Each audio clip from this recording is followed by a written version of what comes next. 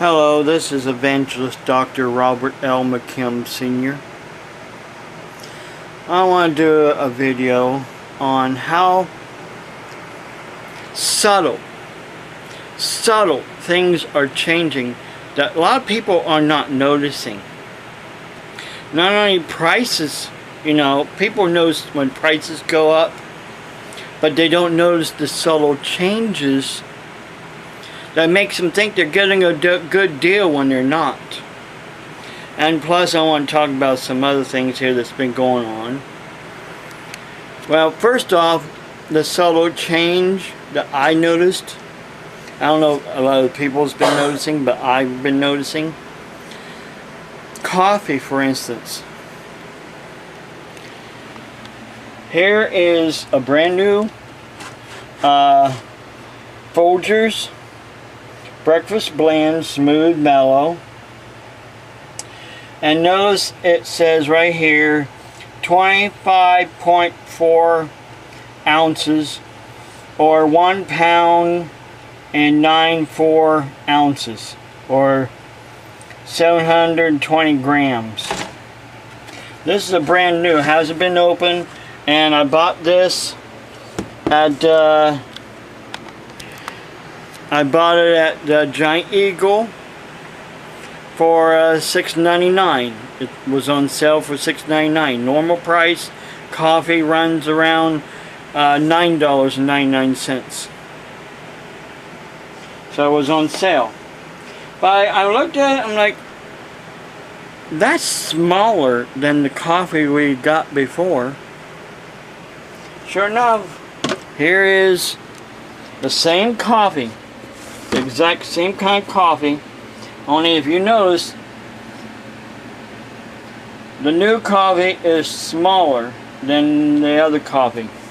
This coffee here, same kind, says right here 29.2 ounces or 1 pound 13.2 ounces or 827 grams.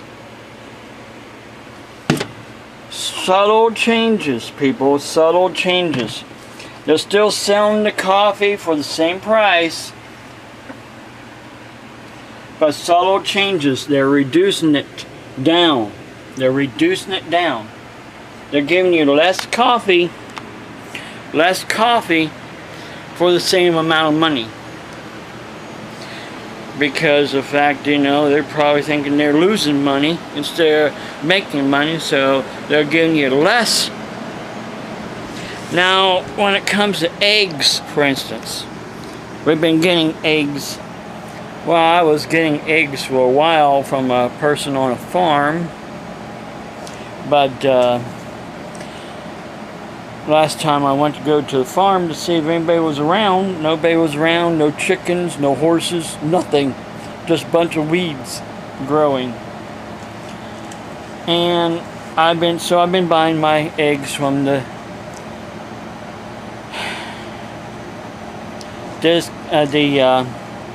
Dollar General Market. And back on the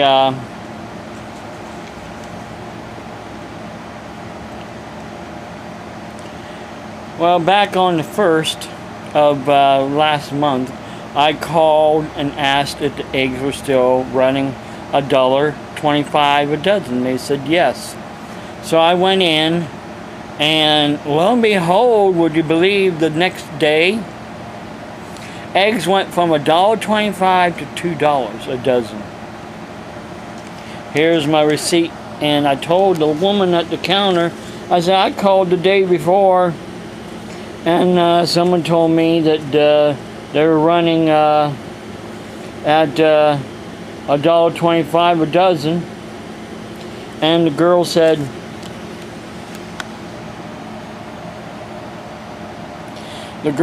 to me, well, that was the day before.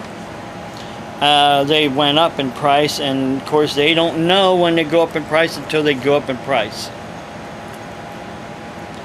Well, Now, of course, I bought them. I bought some more. Basically, I forget how many I got here. Oh, just 1 dozen. Yeah, 1 dozen. She gave them to me for $1.25. But then later on, I went back and used what food stamps that I had left, and bought 1, 2, 3, 4, 5, 6, 7 dozen at $2 a dozen. Came to $14. Well, now that was last month. Fast forward to this month. I went in to buy eggs thinking that they'd still be $2 a dozen. And lo and behold, they went up again. They went up to $2.50 a dozen. So I was only able to get 1, 2, 3, 4, 5 dozen at $12.50. I had barely enough to get a gallon of milk left over. That's how things are going up in price. Subtle things are changing, where you're getting less for the same amount of money, or you're having to pay more money every time you go to the grocery store. Now, I also wanted to talk about how some things have been breaking down on me. I had bought this. Originally, I bought one several years ago. I think in 2012. Let me get the box here, because I had bought 3. I had to get, actually, so they're under lifetime warranty. These this is the original box from the first one that I ever bought, so I can trim my mustache and trim down my beard before I shave it.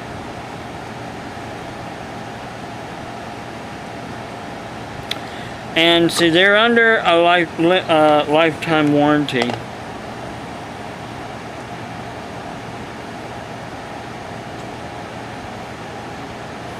So I called Gillette, the 1-800 Gillette number, and they sent me a coupon in the mail to buy another one. So I bought another one. Used that for a while, because I didn't need the rest of the stuff, because I already had the rest of the stuff, you know, from the original one I bought. And then it quit working. And then last year, February of last year, bought another one, because I had to call it. Quit work. You know, the one the second one I got quit working, and then I had to get another one. That makes 3 that the first one I originally bought, and 3 extra ones that I got coupons for from Gillette. This is, of course, the third one. It has a battery in it, but it doesn't want to turn on. I changed the batteries several times with batteries that I have. Of course, I have some batteries that are, you know, dead, that I go through my batteries, and I check them with this meter, so I know if they're good or they're bad, and then they should be thrown away. So I'm not stupid.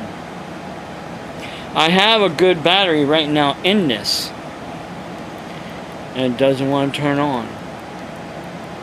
So I can't trim my mustache or trim my beard down. I called them the other day to tell them I'm supposed to send me Supposed to send me something in the mail to send this one back to them. I'm going to send all the other ones back too, so they can check those out as well.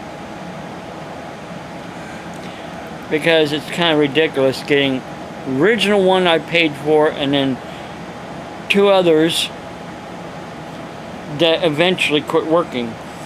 You know, I didn't hit them or beat them or anything like that. I used this little brush to get the hair out from inside that I have from when I had a rechargeable styler. I had it for a long time. I think I originally bought it in 2000. And then it quit working like in 2012. So, long story short,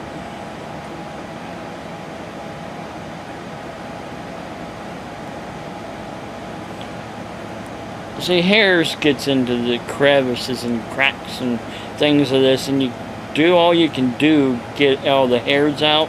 Even run water on it like they say to do, it doesn't get all the hairs out. Not these hairs anyhow.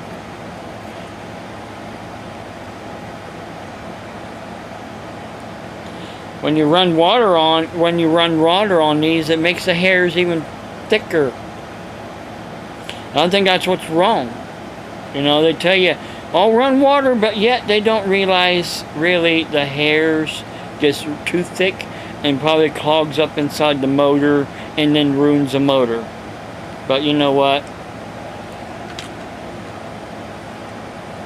If I had a good rechargeable one like I had before, I probably wouldn't have this problem. It was a, what brand was it? Do you remember? A Remington. Well, Remington still makes the rechargeable ones, but not like the one I had before.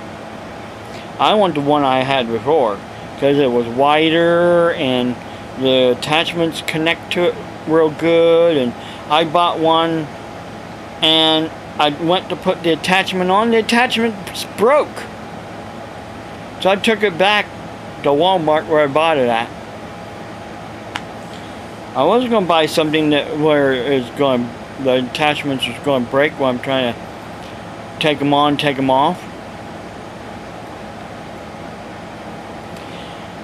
And then on top of that, I wanted to talk about real quick is Renee is having trouble with her email.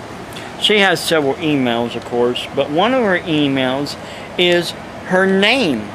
Her own name. R-E-N-E, middle initial C, and last name Jackson, that she has on Yahoo. She had a password that basically she would not forget, and I would not forget because it's a password that I know by heart and I use a lot too on a lot of things. I know I'm not saying what it is because nobody needs to know. But the thing is, Yahoo has changed now. For instance, okay, here's what gets me. When she goes in to sign in and then go to can't access, you know, through the help, this is all she gets. They want her to send them an email. But let's say I go into my, let's say I go into mine. Let's get out of here. Let's say I go into mine. I'm not typing in because I got it saved. And let's say I go and I need help. You know, here in the corner, help, help. Oh, you did get an email. Finally on my email. Still need help. Let's say I also have password issue. Change password. It's also asking me for my email address. Submit. And see, it gives me the option of call or email, but it only gives her the option to email. They must like to talk to me better than they like to talk to her. But of course there's no problem with my email or password, but there is with hers. But they don't want, excuse me, let me go down here to email. Thank you for reaching out to us at Yahoo Customer Care. If you're having trouble with your account password, forgot your Yahoo ID, or if you think that your account has been compromised, you can quickly resolve edit yahoo.com forgot. Let me show you something. This is what happens. I put in her name.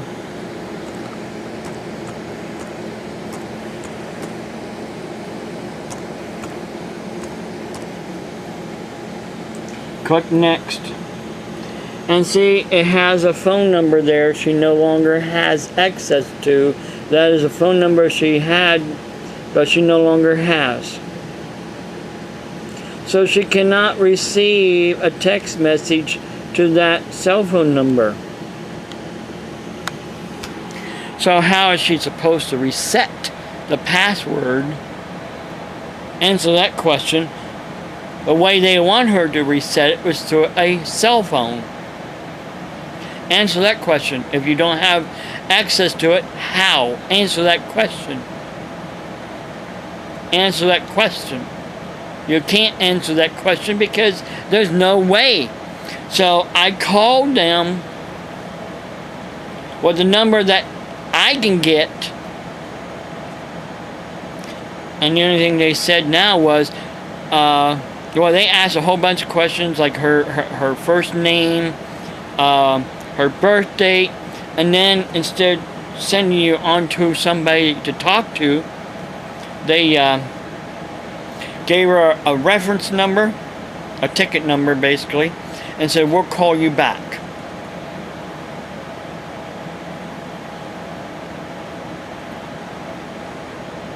Yahoo, what are you doing? Don't you want to talk to customers no more?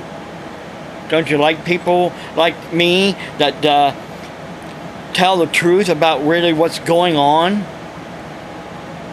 Because you don't want people to know what's really going on, what you're really doing to screw people up. That's her email that she's had, and she also has another one as well. Renee, R-E-N-E-C McKim, and they both have the same password. Let me sign out here real quick.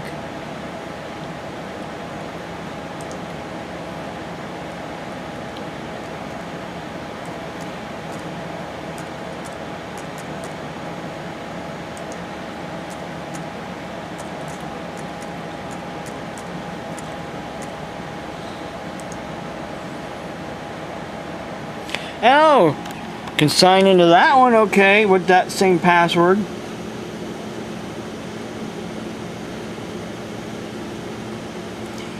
Renee C. McKim.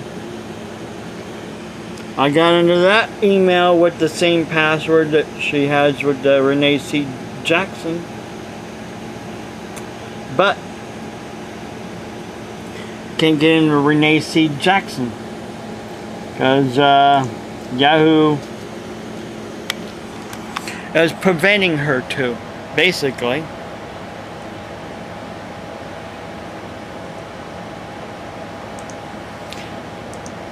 So let me tell you people something, and let me tell you something good. Things are changing, and it's not for the better. Oh, but yet, some things are for the better, and some things are just totally ridiculous. But what I wanted to also talk about was, real quick, also, was that, hang on a second. I had took in a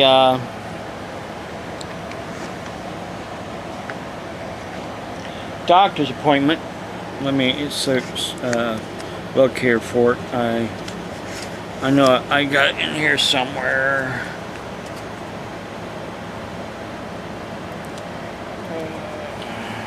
Here it is. I took in this for our foot and ankle doctor. I took it in, and the lady that runs the front desk now. See, I had all those dark areas, I had them highlighted with a yellow marker, so they would know what doctor we're going to and when we're going. And then she gave me back the photocopy. This is the paper that she copied off. They kept the original one with the highlight on it, and gave me this back. This lady that runs the desk now, she will not give me a receipt of when I take something in. She says, we don't do that no more. Well, there's been times I took things in and someone else was running the front desk, especially the woman that used to do our gas vouchers, and she would give me a receipt. But this other lady doesn't give receipts. So, you know, one worker will do one thing and another worker will do something else. And on top of that, all I'm being told is, of course, it was mailed out. It was mailed out for this coming Tuesday, the 22nd.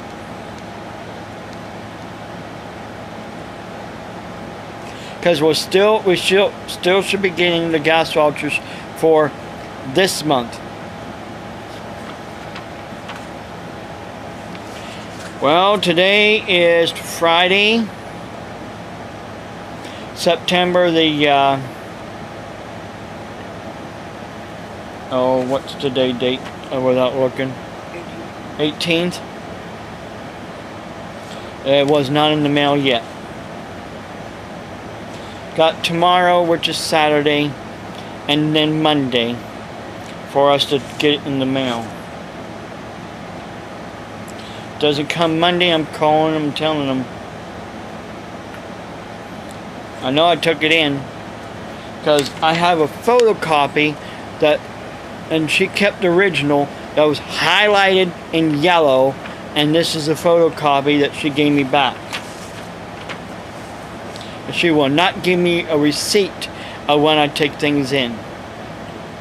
And I still haven't got anything in the mail about the changes that's going to take place and how they're going to do that. I don't know if they're going to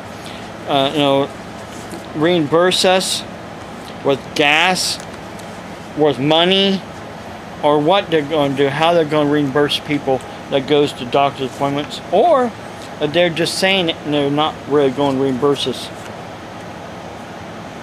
I don't know how they're going to do that. I suggested a while back that people get a card, like the food stamp card. Oh no, we can't do that. That's what they told me. Why not? You know, figure out basically how much people have spent in gas and how many doctor's appointments that they go to every month, and give them that amount of money on a card. And if they don't use it all, then that can roll over to the following month in case like they have a test that they gotta do at a hospital, or you know, something comes up where they have to go to the ER right away and they don't have the gas to get there. You know, that money can roll over to the following month that they could use for an emergency situation. Or like, you know, I said, not an emergency, like an appointment where you gotta go have a medical test done. You know, there's a better way of doing things, but you know, they don't want to listen to me about it. They want to constantly screw things up, all because other people are screwing around with them.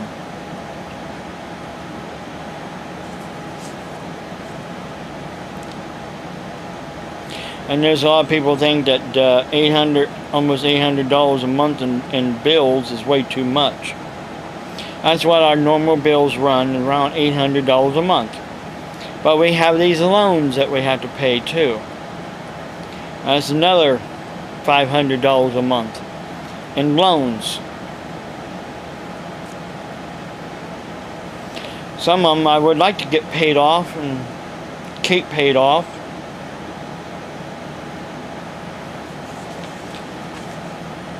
But I don't see it in the short term anyhow. And oh yeah, the good thing I wanted to mention about was that I got a letter today from NailNet, which is the agency for the U.S. Department of Education's total permanent disability discharge.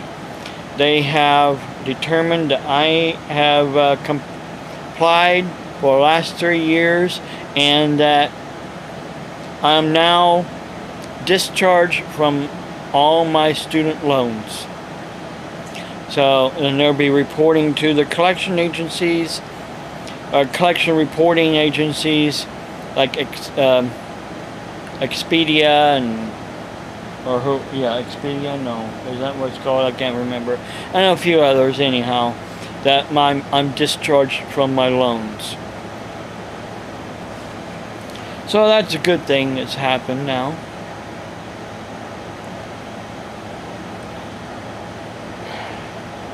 But still, all this other craziness, you know, the subtle changes that's happening with coffee and different other things that you know, you really don't notice unless you notice it, like I notice it. Eggs going up in price every time you turn around.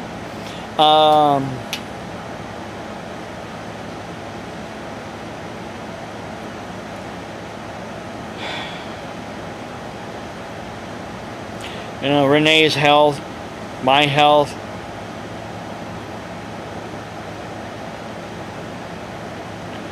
Just keep us in prayer as we keep the rest of the world in prayer.